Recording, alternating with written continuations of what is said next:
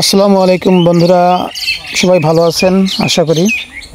এই ইন্ট্রোটা দেখে কেউ চলে যাবেন না, এর পিছনে একটা গল্প আছে। গল্পটা শুনতে হলে একটু সময় নিতে হবে।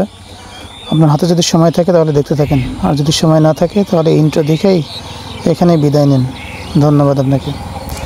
শুরুটা এখান থেকে। চারিদিকে সবুজের সমারোহ, প্রচণ্ড রৌদ্রের তাপ, একটা বটগাছ, একটা টিউবওয়েল আর একটা মগ।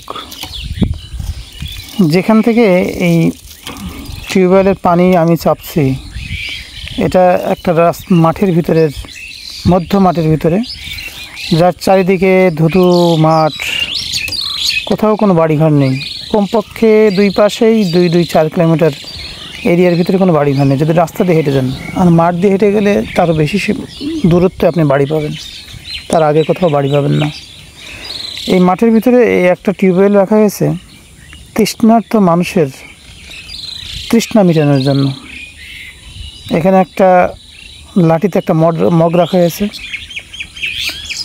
সবাই এখানে আসে, আমার মতো তৃষ্ণার্ত মানুষ এখানে দাঁড়ায়, উপরে বটগাছের ছায়া নেই, প্রয়োজনে পানি পান করে, আবার মগ রেখে আবার চলে যায় যে যার গন্তব্যে। তখনই দেখা মিলল এক ক্লান্ত কৃষকের।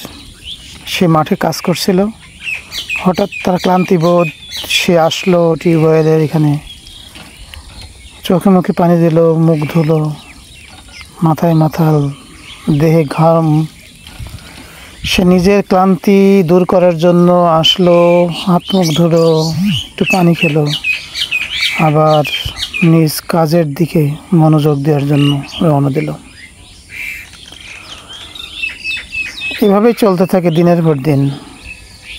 কিন্তু এই টিউবওয়েলের গোড়ায় দেখেন, টিউবওয়েলটা যাতে চুরি না হয়ে যায় এই জন্য রড দিয়ে বেঁধে রাখছে। এদিকে রাস্তা, এদিকে মাঠ, দেখেন সবুজ সবুজ মাঠ। এখন মাঠে সেরকম ফসল নেই। মাঠের ফসলগুলো সব কিছুদিন আগে কৃষকরা ঘরে তুলে নিয়েছে। ধান ছিল, সেগুলো ঘরে তুলে নিয়েছে। নতুন কিছু ফসল আছে, সবজি আছে, নতুন কোনো ফসলের আগমন হবে হয়তো আর কিছুদিনের ভিতরে। এখন মাঠে বিভিন্ন জায়গায় গরু চড়াচ্ছে মানুষজন। এই টিউবওয়েল থেকে এই মাঠের মানুষজন তৃষ্ণা মেটায়। সবাইকে ধন্যবাদ সাথে থাকার জন্য। আল্লাহ হাফেজ।